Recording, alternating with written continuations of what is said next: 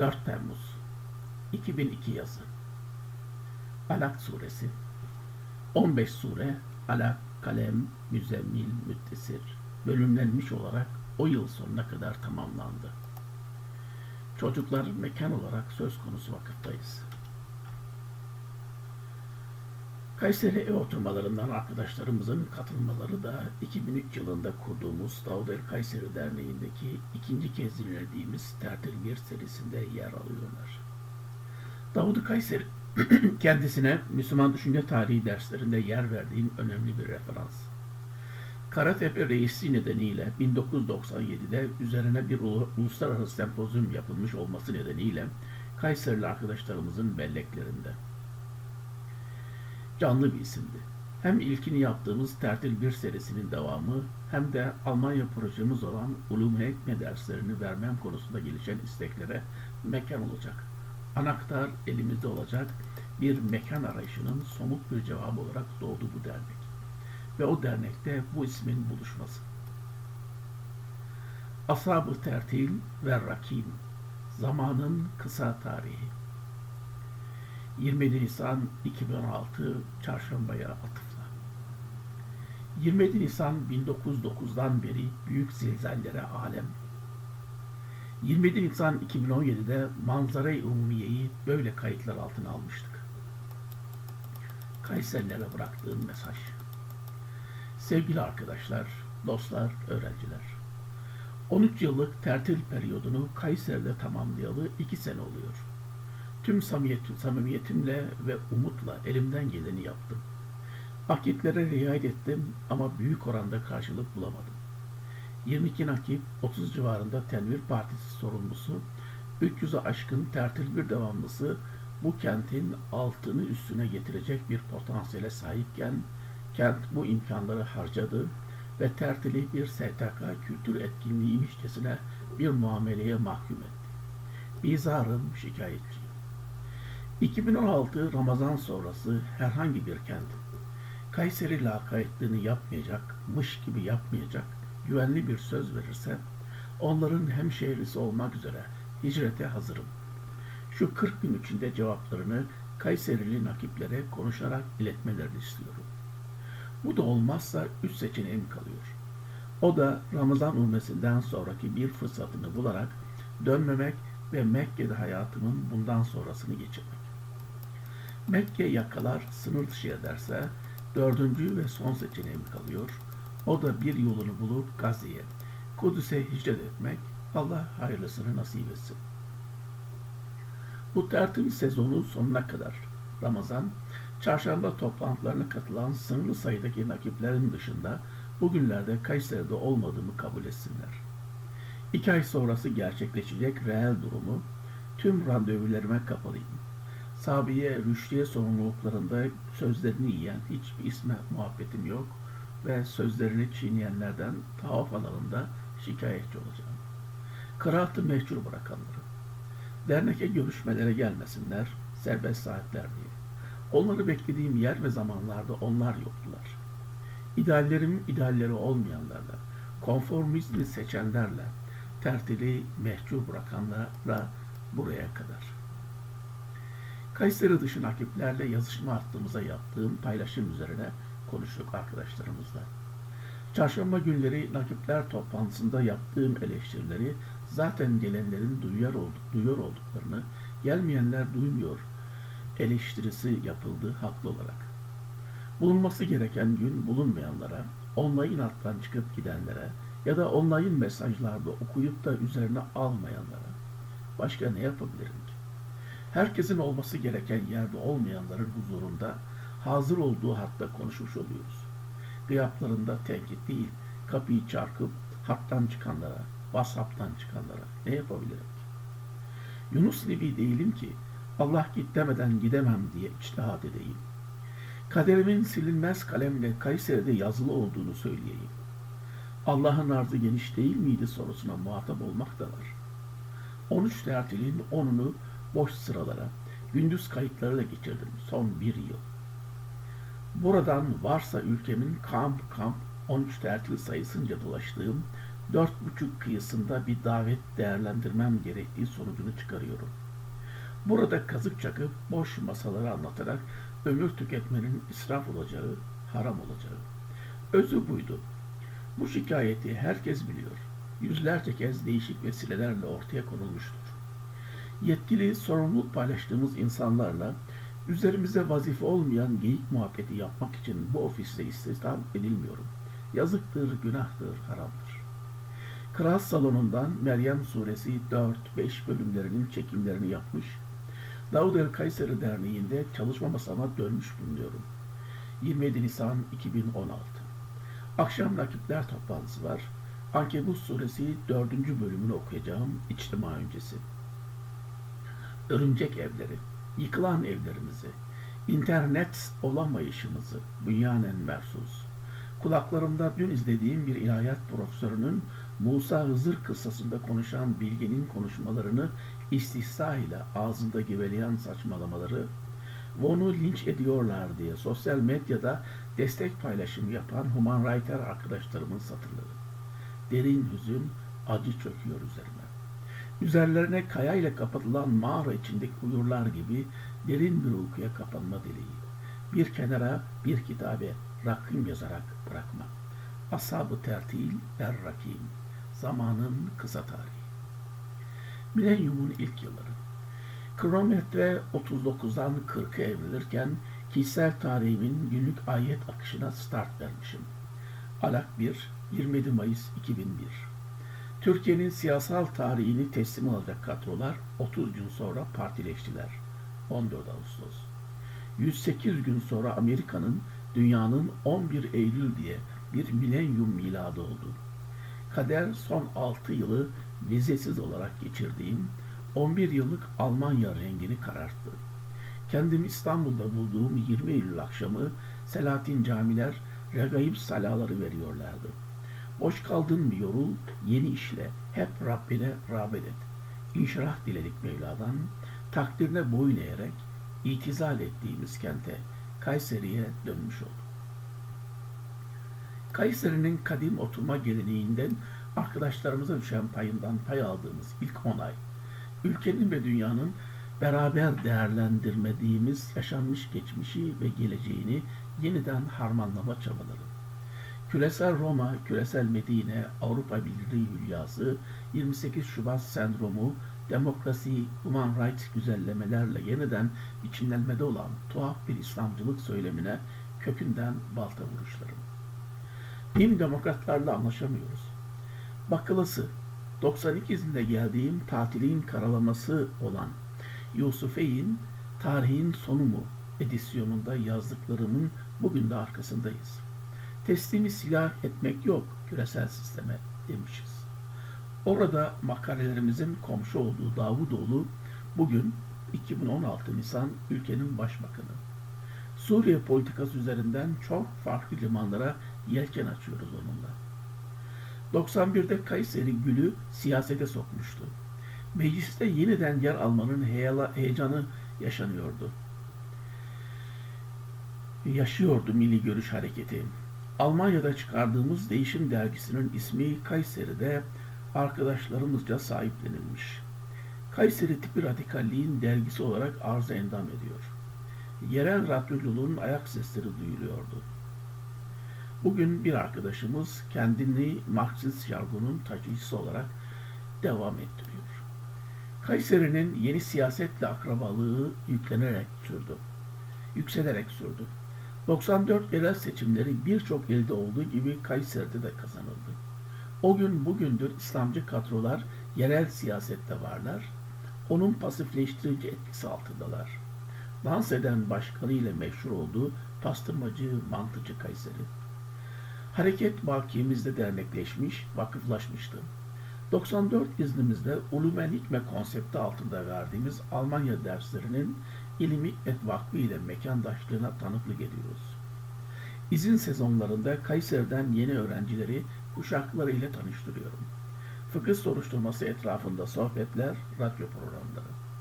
Soruşturmada yollarımız kesişen sifil bugünlerde ehl-i sünneti klikleştiren, sekleştiren bir söyleme hocalık ediyor. Hayrettin Karaman hükümete Şeyhülislamlık. O dönemlerin asistanları bugünlerde Diyanet başkanları, profesörler olmuşlar. Kuşağımız bugünün İslam'ının rengini verenler. 2001'de ayak bastığımız topraklarda henüz kesin dönüş yapmış sayılmayız o yıllar. Kayseri'nin tanıştığımız yeni heyecanlı misafirlerimizden biri olan bir arkadaşla tanışıyoruz. Kadim arkadaşlarımızdan beraber olduklarımız var. İzmir'de askerlik dönemi okuma halkalarımızdan tanış olduğumuz bir büyüğümüzün tarihi arkeolojik kazıları. Onun ve arkadaşının evlerinde onlarca oturmalarımızın ısrarı üzerine tertil okumalarını Kayseri'de tekrar sosyalleştirmeye başlıyoruz. Tefsirle farkını, okumanın özgür ağırlığını, asla bir STK etkinliği olmadığını çok iyi anladıklarını bilerek akitleşiyoruz.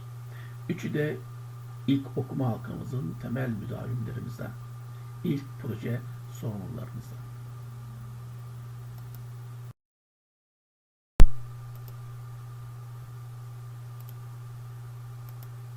7 yıl sonra 2016-2023 20 Nisan 2023 Arefe 21-22-23 Nisan Bayram 27 Nisan 2016-2023 Kısa tarihi ilk 7'sinden sonra Ramazan ayının sonlarına yaklaşan ve Z kuşağından olan 2001 yılında doğan genç Musa, 30. cüzü tamamlamak üzereydi. Ramazan ayında Kur'an ile yoğun bir ilişki kurarak hem kendi yaşamlarında hem de toplumlarında önemli değişimlerin yaşanmasına vesile oldu. Musab bir karar aldı. Kur'an'la olan yolculuğu Ramazan'da kalmamalı, bayramdan sonra surelerin peygambere gelişimdeki kronolojiyi gözeterek siyer eşliğinde arkadaşlarıyla bir sonraki Ramazan'a kadar okumalıydı. Arkadaşlarıyla evlerinin oturma odasındalar. Ramazan ayı atmosferini yansıtan, pencerelerde renkli fenerler. Odanın bir köşesinde hurma ve su ile süslenmiş iftar sofrası. Sofra etrafında toplandılar, iftar sonrası tüm sene Kur'an okuma kararını müzakere ettiler. Her birinin yüzünde heyecan ve kararlılık ifadesi vardı. Oda sıcak ve samimi bir atmosfere sahip, bir köşede Kur'an-ı Kerim'i ve dini kitapları bulunan bir kitaplık duruyor. Duvarlarda İslami hat sanatı ve kaligrafi örnekleri asılı. Kur'an sureleri kronolojik sıraya göre incelemeye karar verdiler. Peygamberlerin hayatlarını ve insanın yaratılışını anlatan hikayeleri incelemeye karar verdiler. Ramazan'da Kur'an'la olan yolculukları burada son bulmayacaktı. Bayramdan sonra surelerin peygambere gelişimdeki kronolojiye göre siyer eşliğinde okuyacaklardı. 2. Odada yoğun çalışma ve öğrenme havası hakim. Musab çalışma masasında oturdu, elinde Kur'an-ı Kerim ve not defteri. Masanın üzerinde kalem ve kitaplarla ilgili kaynaklar var. Duvarında, üzerinde 30. cüzdeki surelerin isimleri yazılı bir pano asılı. Musab, pano üzerindeki sure isimlerini not defterine yazıyor, düşünüyor, dikkatlice planlar yapıyor. 30. cüzde yer alan Kur'an'ın yaklaşık 1/3'ünü oluşturan 37 surenin adını içeren notlarını bir araya topladı. Ramazan bereketiyle tüm cüzleri şevkle okumuştu. 37 surenin adlarını etiketlediği şöyle bir kaydı oldu.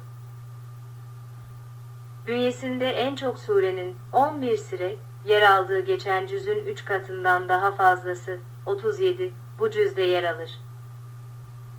Yaklaşık Kur'an surelerinin 1/3'ü, her cüz standart 20 sayfeden oluştuğuna göre, bu cüzde yer alan surelerin kısa pasajlardan ibaret olacağı malum. Bu kısa pasajların çoğu Kur'an vahyinin en erken dönemlerine ait metinleri muhtevidir. Cüzdeki 2 Medine suresinden biri olan Nasr, Veda Haccı günlerine denk gelen bir zaman dilimine ait Kur'an'ın son suresidir. Yine bu cüz bünyesinde yer alan ilk vahyini Ramazan sonrası ilk dersimiz yapalım. Bu son cüzün ilk ayetlerden müteşekkil olan yapısı, Ramazan itikafında bütün bir Kur'an vahyini gözden geçirme fırsatı bulabilenleri, Fıtrat Bayramı sonrasında alaktan başlayan bir yaratılış varoluşa çağırır gibidir. Okuma bir siyere dönüşerek tüm seneye yayılan halimiz olacaktır. Mekke'nin gündemine oturan bir Haber-i Nebe 78 vardı ve temel gündem bunun soruşturulması etrafında döndü. Vahyin o temel gündemin, bizim de hanemizin, küremizin gündemine oturtamadıkça yaşayan dünyanın etkili aktörlerinden değiliz demektir. Nebe suresini 79, sıradaki Naziat izler. Yine büyük sarsıntı günlerine yeminle başlayan ayetleri okuyoruz. Abese 80 suresinin Kur'an vahyi içinde çok ayrıcalıklı bir yeri vardır. Vahyin Hazreti Muhammed'in beşeri inisiyatifini aşan boyutunun en abide örneklerindendir bu sure. Arınmak isteyen yeryüzü sakinlerine müteveccih bir çehrenin sahibi olabilmek, yürüyen Kur'an kuşağının alametki farikası olmak zorundadır. Tekvir 81 suresinin diliyle hangi suçtan dolayı mazlumların, mahrumların gadır edilişlerinin, hakkı yenilenlerin takipçisi, sorgulayıcısı olmakta. İnfitar 82 ve İnşikak 84 arasına yerleşen Mutaffifin 83 çökmeye mahkum Mekke istikbarını, büyüklenenlerini, suçüstü yakalayan bir dille veda eder kente. Veda edemeyenler, kavuşmayı da hak edemeyeceklerdir. Mutaffifin bugünü en güzel betimleyen bir üst başlık adeta. Buruc 85, Uhdud ashabını unutulmaz kılan lafızlara imza atar. Tarih 86, karanlığı delen bir yıldızın parıltısı ardından konuşur bizimle. Allah 87, Rabbin adını en yükseklerde tutma azmini biler. Gâşiye 88, sorar, benim haberim gelmedi mi sana? Sahi, haber almış bir halimiz var mı üzerimizde? İlil'in, yabancı birinin, merkebini türkü çığırarak arar, teşbihi daha bir iyi oturuyor olmasın üstümüze. Her 89, bir umuttur, bir yaşama sevinci bahşeden sestir. Hitamındaki sonundaki, ilahi seslenişin sarhoşu olmayan bir yürekte iman var mıdır acaba? Ey mutmain kişilik! Gir bahçeme, gir bana ait olanların arasına. Beled 90, malum Beled. Ama hala karyelerin anası şehirlerin merkezi olan temel şehir mı? Hala dönen bir dünya üzerinde mi Hillunus, yerleşmiş güvende, yoksa dünya bizim etrafımızda mı dönüyor? Eksen nerede, fail kim? Külli iradeyi küresel iradede görmeme kararlılığında olanlarımız bu paydada kayda değer orana girebiliyor mu? Şems İ 91 görenin üzerine düşmüştür duası aydınlığı da. Nakatullah Peygamber Salih'in devesi, sınavı bitmemiştir belki de. Arz, Şems'in ziyası düşünce üzerine her dem dabbeleri, yaratıkları çıkarmakta. Ya Leyl 92 ortalığı bürürse. Kuşku duymasın kimse, bizimdir diye somduğunda olan, yakın zamanda olan, onlara terk edilmeyecek. Duha 93 ortaya çıkınca başlayacaktır. İnşirah 94. Boş kaldı mı, yeniden çalışacağı alanı bulmakta gecikmeyenler için, Tin, E95, İncire, yemin olsun ki, Alak 96, düşmüştür rahimlere. Alak, zigot, düşen rahimler Rahman'ın koruması altında küresel Roma'nın 2000 yılına, binlere bedel bir gecenin, Kadir 97, 300 yıllık uykunun ardından uyanmaktalar. Fecre, sabaha çıkana dek selam, İslam onlarla beraberdir. Kutsalını yitirmiş bir dünyanın sahip olmadığı erri onların içindedir sonsuza dek. Gidip Roma'nın tüm uluslarına Dinul Kayyume'yi, kalıcı son sağlam din, tebşir edecekler. Ve yine 98, onlardadır çünkü. Bütün bir arzın, yeryüzünün, zilzal, in 99, son büyük deprem, ardından haberlerini okuduğu bir çağın tanıkları olarak, Adiyat'ın yüz soluklanışını içimizde hissediyoruz. Biz de soruyoruz, Kariye 101, ne, mahiyeti ne, diye. Tekasür 102, üzre akıp giden bir asra 103, çağlara, yeminle, husran kaybetme, dışında kalabilmenin yollarını hatırlatıyoruz. İnanç, salih eylem, hakikat ve direnişin vasiyetleşildiği, sıkı salık verildiği bir iklim. Hümeze 104 de Lümeze de kendi mayasında olanı icra etmektedirler. Topladıkça toplayıp, saydıkça sayacaklardır. Belki bir gün sürü sürü kuşçuklar devlerle donatılmış ordularını yenilmiş bir ekin yaprağına dönüştürecek. Yeter ki Melik çıplak diyen Melik'in Nas'a, insanların kralına ve Rabbine, mülteci yiğitler kendilerini ortaya koyabilsinler. Çiğ yavrusu gibi dağılır, Fil 105 ordusu. Küresel Roma'nın etbaanı, taraftarlarını açlık ve korkudan emin kılamadığı bir hilaf-ı hadariyetin, medeniyetin parçalanma sürecinin işaretleri değil mi? Kureyş 106, bu sahte dindarlıklara veil olsun der. Maun 107, ayracıyla maskesi düşürülen bu eddini, mutlak dini, tekzip üzere kurulu çatıya veil olsun ki, eter soyu kesik, değildir. Kevser 108. Göğüs germesini bilenler salata, namaza, devamda kararlılar. Bunu bilin ey hakikat örtücüleri, bilin ki, teslim alamayacağınız bir çelik irade var burada. Asla sizin fecri kazık pakınıza katılmayacaktır. Küresel Roma'nın yolu onları bağlar, bu çelik iradeliler, ey kafirun, 109 diyebilmeyi unutmamış yürekliler, kendilerinde olan hukukla barışıktırlar. Ve bir gün, Allah ensarına nusret 110 ettiğinde, küresel Medine'nin dünyayı tenvir ettiğinde, dünya insanlarının fek onun cazibesine kapıldıkları bir medeniyeti inşa ettiklerinde sadece hamd ve tesbih düşecektir bize.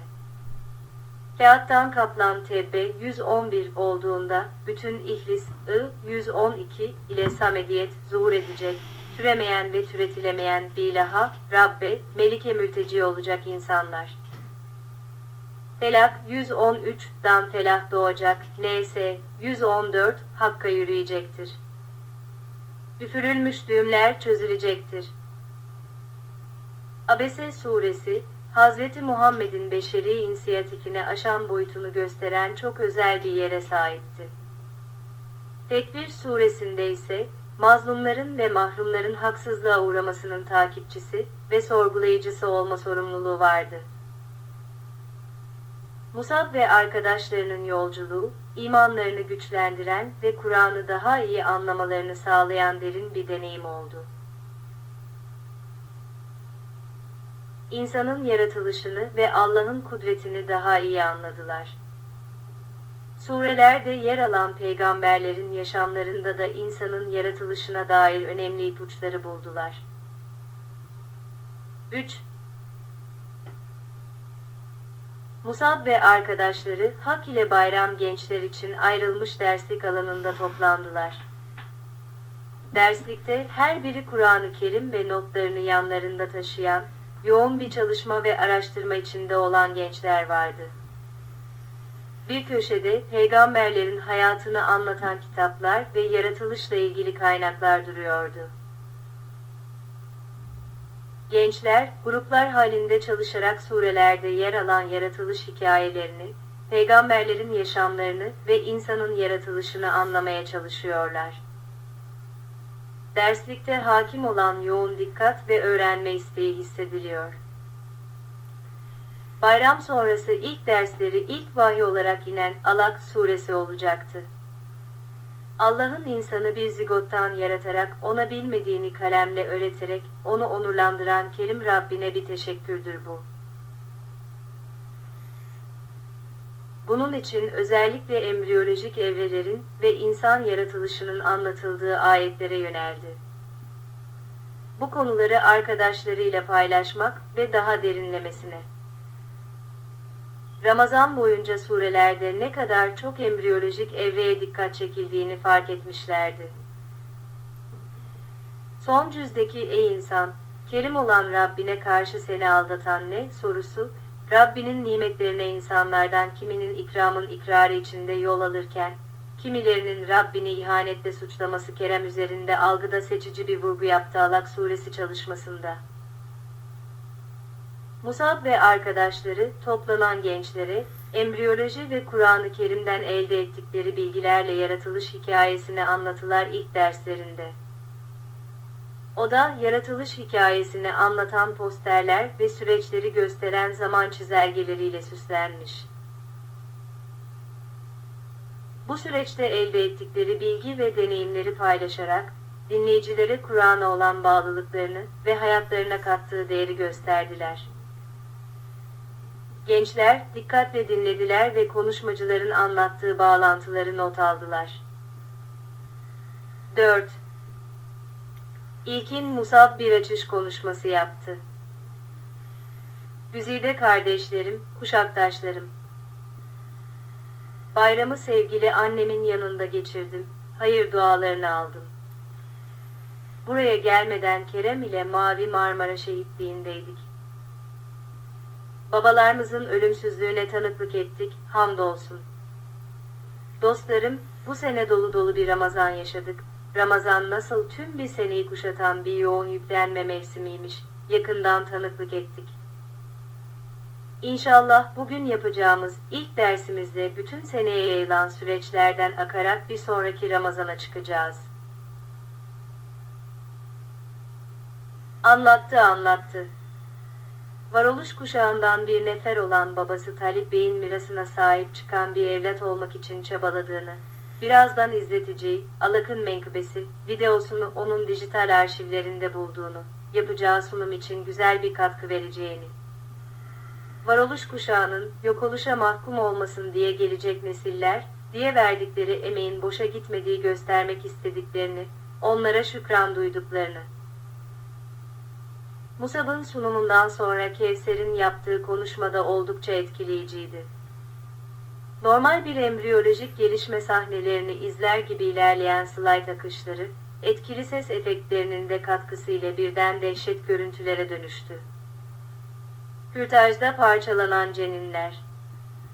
Şu an ben de aranızda olmayabilir, bu karşınızdaki kız çocuğu da günahsız bir durumda hiç hayata gelmemiş olabilirdi, dediğinde kuşkusuz herkes sarsıldı. Konunun önemi için özelini anlattı Kevser. Bir aile tartışmasında öfkeyle annesinin verdiği ani bir kararla kendisine Elmas apartmanına atması. Şükür gibi Elmas gibi bir doktor vardır orada. Yasemin teyze. Ne bedenin senin, ne çocuğun senin, hepiniz Allah'a aitsiniz. Veren canı ancak o alır ilkesiyle karşılaşır anne ve Kevser dünyaya gelir böylece. Tabi çok sonra böyle bir gerçekleşmemiş olan teşebbüsten bile vicdan azabı duyacaktır anne. Teselli etmek Kevser'e düşecektir. Venhar olmak değil Kevserliktir kaderi. İntihar değil, onun babası da Kerem gibi aynı geminin şehitleri olurlar. Annem bir şehit eşidir şimdi. Babası rüyasında görür kızı olacağını ve ismi ona malum olur. Sadece beden mi, kardeşlerim? Dağılmış aileler, sokakta büyüyen çocuklar, değerleriyle donatılmayan kuşakları katletmiyor muyuz? İnşallah Hatice ablanın çalışmalarına ben de destek vermeye çalışacağım. Ve Musab ve arkadaşları dernek avlusunda bir süreliğine ara vermiş ve sohbet ediyorlardı. Her birinin yüzünde imanlarını güçlendiren ve Kur'an'ı daha iyi anlamanın huzuru vardı. Musab ve arkadaşları Ankara'da aynı İmam Hatip Lisesi'nden mezun olup aile ve dostluk bağlarıyla da birbirlerine sıkı sıkıya bağlıydılar. Bu süreçte arkadaşlarının ve ailelerinin de desteğini alarak Kur'an'a olan bağlılıklarını daha da güçlendirdiler. Esat, Erkam, Selman ve en yakın arkadaşı olan Kerem. Kerem aynı zamanda teyzesinin oğlu. Onlardan birkaç yaş büyük Kerem'in ablası Hatice de aynı liseden. Musab'ın Ramazan sonrası programına en büyük desteği ve yüreklendirici cesareti de o verdi. Liseden sonra iç mimarlık üzerine okudu. Oturdukları 2 katlı pembe evin elmas apartmanı, alt katında babasından kalma bir abaya dükkanını işletiyor. Musab'ın teyzesi, oğlu ve kızı ile 2. katta kalıyorlar. Jinekolog. Kerem ve Musab aynı sene içinde dünyaya gelmişler. Birinin anası, diğerinin ebesi olarak tanımlıyor kendisini. Yasemin'in kız kardeşi Emine, kocalarının ölümünden sonra evlenerek başka şehre yerleşse de o çocukları ile dul bir hayat sürüyor. Musab'ın annesi Gazi eğitimden mezun bir muallime. Musab ve arkadaşları kütüphane odasında embriyoloji ve Kur'an incelemesi yaparak yaratılış hikayesini derinlemesine incelediler. Oda, raflarda yer alan kitaplar ve notlarla doluydu. Arkadaşlar, bilgi edinme ve araştırma sürecine dalmış durumdalar. Masada zaman çizelgesi şeklinde düzenlenmiş, süreçlerin ve ilgili ayetlerin yazılı olduğu bir poster var. Farklı evrelerdeki embriyolojik bulguları ve ilgili ayetleri karşılaştırarak daha fazla anlam ve bilgi elde etmek için çalıştılar. Musab ve Kerem'in babaları da çok iyi 2 arkadaşmışlar. 13 sene önce Mavi Marmara Seferi'ndeki şehitlerden oldular, Talip ve arkadaşı. 2 katlı pembe elmas apartmanı, Ankara sokaklarında sıcak ve hoş bir görüntü sunuyordu. Pencerelerde saksılarda yetişen çiçekler ve renkli perdelerle süslenmiş. Alt katta işletilen abaya dükkanının vitrininde güzel ve şık abayeler sergileniyor. Apartmanın önünde Musab ve Kerem'in aileleri güler yüzlü ve mutlu bir şekilde sohbet ediyorlar. Teyzesi Yasemin'in ondan sonra kurduğu Hak ile Bayram Derneği'nde etkinlikler yürütüyor. Musab ile Kerem de ona yardımcı olsalar da artık yeni projeleri için Başşehir'de bir aydınlanma evi oluşturacaklardı dernek binasında, rengarenk afişler, el ilanları ve etkinliklerle ilgili asılı duran duyurular teyzenin derneğinden kalma bir devamlılıktı. Ülkenin 2. yüzyılında, 23 Nisan'ın 103. yılında toplumsal değişimde önemli bir sacayağı olmak istiyorlardı. Musab, Kerem ve diğer gönüllüler, dernekte bir arada, farklı projeler üzerinde çalıştılar ve organizasyonlar düzenlediler. Odaları yardımlaşma ve dayanışma ruhunu yansıtan, enerjik ve hareketli bir atmosfere sahipti. 6. Musab, Kerem'in ailesiyle oturma odasında bir araya geldi. Eski anıları paylaşıp geçmişten bahsettiler. Duvarlarda aileye ait, mutlu anılara dair fotoğraflar ve tablolar asılıydı. Odada hüzünlü ve özlem dolu anıların yanı sıra sevgi ve dayanışma hakimdi. Birbirlerine destek olma ve paylaşımda bulunma konusu inde kararlı görünüyorlardı. Surelerin zaman sıralamasına göre dizilimiyle embriyolojinin verdiği bilimsel bulgularla, onları da kullanarak 280 günlük bir yaratılış hikayesi oluşturdular. Surelerin içinde yer alan ayetlerin, insanın yaratılışının farklı evrelerini ve yaşam sürecini anlattığını fark ettiler. İnsanın yaratılışına dair derinlemesine bilgi edindiler. Peygamberlerin yaşamlarına dair önemli dersler buldular. Süreç, gençlerin imanlarını güçlendiren ve Kur'an'ı daha iyi anlamalarını sağlayan derin bir deneyim oldu. İnsanın yaratılışı ve Allah'ın kudreti daha büyük bir takdir ve minnet duygusuyla yaşamlarını sürdüreceklerdi. Hayatlarına daha fazla değer ve anlam katmaya başladılar. Bu hikaye, Musab ve arkadaşlarının Kur'an'a olan bağlılıklarını ve hayatlarına kattığı değeri gösteriyordu. Embriyoloji üzerinde çalışırken, Yasemin teyzenin pembe boyalı evindeki kütüphanesinden yararlanarak embriyolojik bulgularla desteklenen yaratılış hikayesini derinlemesine incelemeye başladılar. Sonra daha da detaylandırmak üzere şöyle bir taslak oluşturdular. Nisan 21, bir üzgün yüz fertilizasyon gerçekleşir ve anne, bebeğin varlığından henüz habersizdir.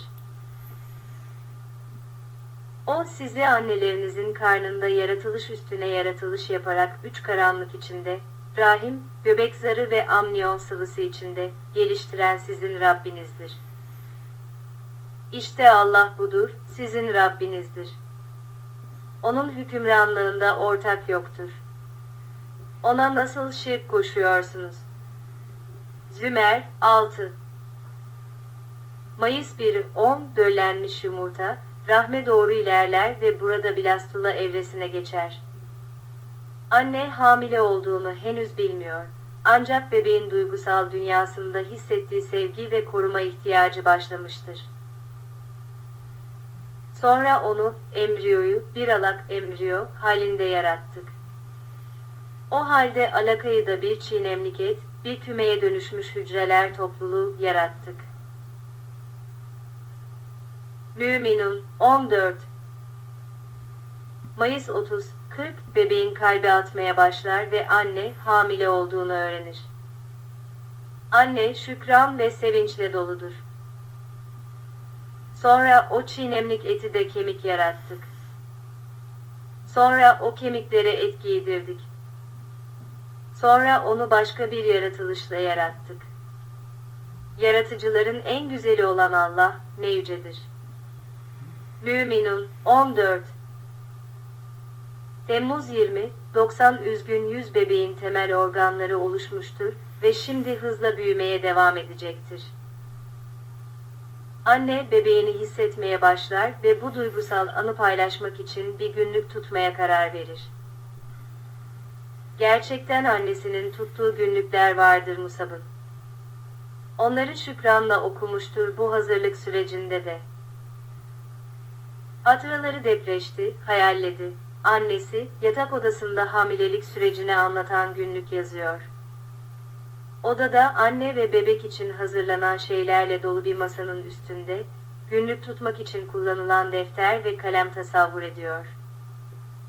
Duvarlarda annenin hamilelik sürecini ve bebeğin büyüme evrelerini gösteren fotoğraflar ve tablolar asılı. Annesinin duygusal dünyasını ve bebeğe olan sevgisini ifade eden kelimeler ve ifadelerle günlüğüne döküşünü canlandırıyor. Ve insanı alaktan yarattık. Böylece onu işitmeyi ve görmeyi sağlayan duyu organları ile kalp ve akıl gibi düşünmeyi sağlayan organlarla donattık. İnsan 2.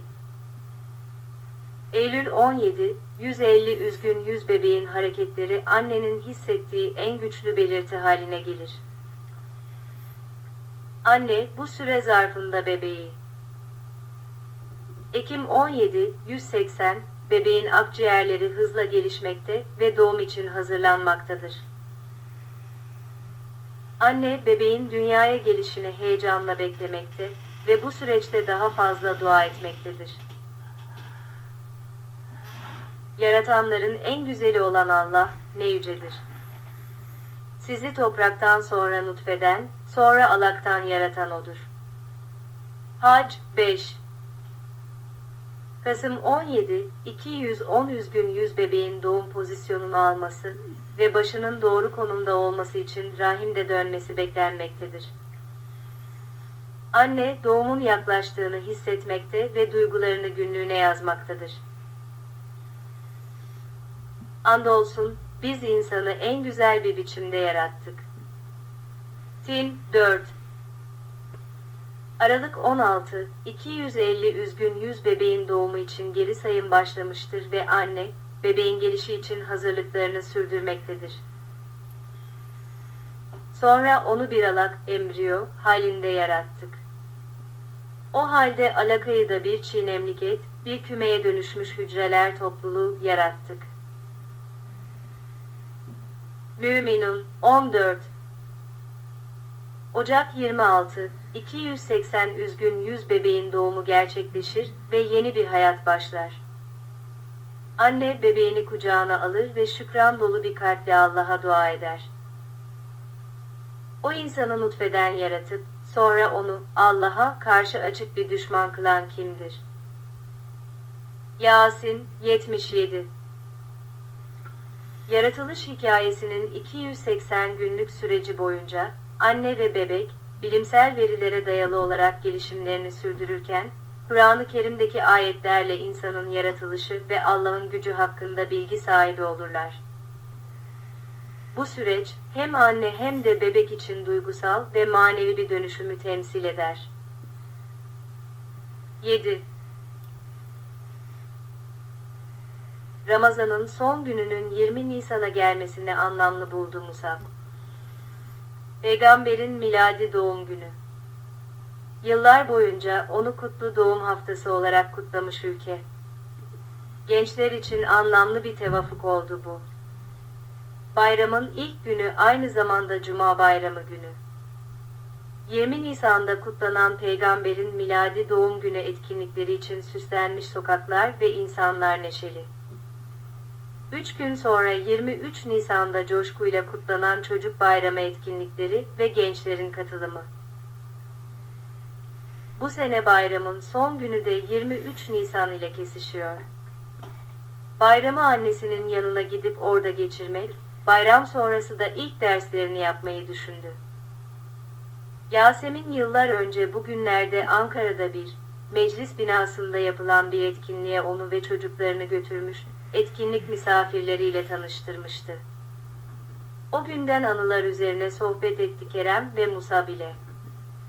Yapılan etkinlikten bir sahne ve gençlerin etkinlik misafirleriyle tanıştığı anı anlattı. Musab ve arkadaşları bir yandan siyer eşliğinde sureleri okurken, diğer yandan embriyolojik bulgularla desteklenen yaratılış hikayesini derinlemesine incelemişlerdi. Bu süreçte insanın yaratılışı ve evrenin sırları hakkında daha fazla bilgi edindiler ve bu bilgilerle imanlarını daha da güçlendirdiler. Musab, arkadaşları ve diğer Z kuşağı gençleri, Ramazan'dan sonra da Kur'an'a olan ilgilerini devam ettirerek, peygamberlerin hayatları ve insanlık tarihine dair dersler çıkarmaya başladılar. Bu süreçte her bir surede yer alan bilgileri ve öğütleri hayatlarında uygulamaya çalıştılar. Bu sayede toplumlarında ve yaşamlarında daha bilinçli ve sorumlu bireyler haline geldiler. Z kuşağı üzerinden oluşturulan yanlış bir algıya parçaladılar böylece. Onlar Musab kuşağıydı. Babasının kitapları içinde daha önce görüp okuduğu bir kitapçıktaki "Ey Musab" diye başlayan seslenişlerin muhatabı olarak kendisini buluyordu. Annesinin teyit ettiği bilgiyle bayramda bu konuda içinde bir inşirah buldu. Babasının ona bu adı verişinde, altını çizdiği bu satırların olduğundan emindi artık. Musab ve arkadaşlarının, toplum içinde insanlara ilham veren davranışları ve etkileşimler. İnsanların, Musab ve arkadaşlarının etkisiyle değerlere dayalı bir yaşam sürdürüyorlardı. Musab ve arkadaşların kişisel gelişimlerine önem verdiler. Ders çalışma, kitap okuma, araştırma yapma vb. Toplumda önemli roller üstlendiler. Liderlik pozisyonları, projeler, sosyal sorumluluk faaliyetleri vb. 8. Kur'an'a olan bağlılıkları ve hayatlarını şekillendiren değerleri sayesinde, Musab ve arkadaşları zamanla etrafındaki insanlara da ilham kaynağı oldular. İçlerinde bulundukları toplumda insanların dikkatini insanın yaratılışı, evrenin sırları ve yaşamlarına dair değerlere çekmeyi başardılar. Bu sayede insanlar daha anlamlı ve değerler üzerine kurulu bir yaşam sürmeye başladılar. Toplumun bu olumlu dönüşümü, Musab ve arkadaşlarının Kur'an'a olan bağlılıklarının ve onu hayatlarının merkezine alarak yaşamalarının bir sonucuydu. Onların bu çabaları, insanlar arasında daha huzurlu, mutlu ve adaletli bir toplumun oluşmasına katkı sağladı. Musab ve arkadaşları, bu süreçte kendi kişisel gelişimlerini de ihmal etmediler. Kur'an'ın rehberliğinde ilim ve irfanlarını artırmaya, kendilerini daha iyi insanlar olarak yetiştirmeye devam ettiler. Bu sayede toplumlarında önemli roller üstlenerek, daha iyi bir dünya için çalıştılar. 9. Her biri kendine özgü yeteneklerini ve ilgi alanlarını kullanarak toplumlarına daha büyük katkılarda bulunmaya yönelik çalışmalar yapmaya başladı. Mezun oldular. Musab, Esad, Erkam, Selman ve Kerem mezuniyet törenlerinde bir arada, gülümseyerek ve heyecanla hatıra fotoğrafı çekildiler. Mezuniyet kıyafetleri içinde olan gençlerin başarılarını kutlayan aileleri ve dostlarıyla çevrili etrafları. Okulun tabelası ve öğrencilerin süslediği bir pankart yer almış resimde. Esad, tıp alanında başarılı bir öğrenci olarak, embriyoloji ve insan yaratılışı hakkında Kur'an'dan aldığı ilhamla, insan sağlığı üzerine daha fazla çalışmaya başladı. Laboratuvarda embriyoloji çalışmaları yaptı. Erkam adalet ve kişi hakları ile ilgili surelerden etkilenerek, hukuk fakültesinde okuyor ve toplumda adaletin sağlanması için mücadele ediyordu. Hukuk kitaplarını inceleyerek adalet için çalıştı. Selman, peygamberlerin yaşamlarındaki fedakarlıklardan ilham alarak, sosyal hizmetler alanında çalışmaya başladı ve mazlumların ve ihtiyaç sahiplerinin yardımına koştu. Kerem teyzesinin oğlu olarak, aile bağlarını ve toplum içindeki dayanışmayı güçlendiren değerlere yönelik daha fazla ilgi gösterdi. Teyzesinin ve kız kardeşinin yaşamlarından aldığı derslerle, ailevi sorumluluklarını daha ciddiye alarak, toplumda aile bağlarının önemini vurgulayan projelere katıldı. Kerem aile bağlarını güçlendiren projelere katıldı. Hatice, iç mimarlık alanında okumuştu, Kur'an'daki estetik değerleri ve insanların yaşam alanlarını güzelleştirme özen gösterdi. Kendi yeteneklerini kullanarak, insanların yaşam alanlarını daha güzel, daha işlevsel ve daha huzurlu hale getirmeye çalıştı. Hatice güzel ve işlevsel yaşam alanları tasarladı. Tüm bu çabalar, Musab ve arkadaşlarının toplumlarına olan katkılarının somut örnekleriydi. Onların bu çalışmaları, insanların yaşamlarında ve toplumlarında önemli değişimlere yol açarak, daha huzurlu ve mutlu bir toplumun oluşmasına katkı sağladı. Musab ve arkadaşları, bu süreçte aynı zamanda kendi kişisel gelişimlerini de ihmal etmediler. Kur'an'ın rehberliğinde ilim ve irfanlarını artırmaya, kendilerini daha iyi insanlar olarak yetiştirmeye devam ettiler. Bu sayede toplumlarında önemli roller üstlenerek daha iyi bir dünya için çalıştılar. Z kuşağı gençleri, Musab ve arkadaşlarının örneklerinde olduğu gibi, Kur'an'a olan bağlılıklarının ve onun hayatlarında nasıl bir dönüşüm sağladığının farkında olarak, daha güçlü ve değerli bir toplum oluşturmayı hedeflediler. İslami değerlerin ve Kur'an'ın öğretilerinin ışığında, adalet, hoşgörü, yardımseverlik ve dayanışma gibi değerlere önem vererek, toplumlarında daha iyi bir yaşam kalitesi sağlamaya çalıştılar. Z kuşağı gençleri, kendi yeteneklerini ve ilgi alanlarını kullanarak, toplumlarında farklı sektörlerde etkin roller üstlendiler. İş dünyası, eğitim, sağlık, sosyal hizmetler, bilim, teknoloji, sanat ve kültür gibi alanlarda çalışarak, insanların yaşamlarını iyileştirmeye yönelik projeler geliştirdiler ve uyguladılar. Toplumun her kesiminden insanlarla işbirliği yaparak, sosyal adaleti ve eşitliği sağlamaya çalıştılar. Farklı kültürler, inançlar ve yaşam tarzlarına saygı göstererek, hoşgörü ve anlayışın yayılmasına katkıda bulundular. Bu sayede insanlar arasındaki bağların güçlenmesine ve toplumun daha huzurlu ve uyumlu hale gelmesine yardımcı oldular. Maddi ve manevi değerler arasında denge kurarak, sürdürülebilir bir dünya için çevreye ve doğal kaynaklara saygı gösteren projeler geliştirdiler. İklim değişikliği ve doğal kaynakların tükenmesi gibi küresel sorunlarla mücadele etmek için teknolojik ve bilimsel çözümler araştırdılar ve uygulamaya koydular. Aynı zamanda İslam tarihi ve kültüründen aldıkları ilhamla, kendi kültürel miraslarını koruyarak ve tanıtarak, dünyanın farklı kültürlerinin zenginliklerine katkıda bulunma amacını sürdürdüler. Z kuşağı gençleri, Kur'an ve İslami değerlerin rehberliğinde, daha adil, hoşgörülü ve sürdürülebilir bir dünya için çalıştılar. Bu süreçte kendilerini sürekli geliştirerek ve toplumlarına değerli katkılarda bulunarak, dünya genelinde barış, uyum ve huzurun sağlanmasına önemli ölçüde katkı sağladılar. Bu hikaye, Z kuşağı gençlerinin Kur'an'a olan bağlılıklarının ve onun hayatlarında nasıl bir dönüşüm sağladığının bir örneğidir. Musab ve arkadaşlarının yaşamları, gelecek nesillere de ilham vererek, insanlığın daha iyi bir yola doğru ilerlemesine yardımcı olacaktır. Kur'an'a olan bağlılık ve onun rehberliğinde yaşamak, insanların hem kendi yaşamlarında hem de toplumlarında önemli değişimler yaratmaktadır.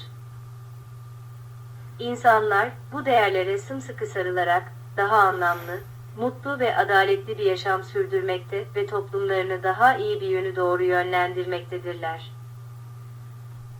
Musab ve arkadaşlarının çabaları sonucunda, toplumda köklü değişimler meydana geldi.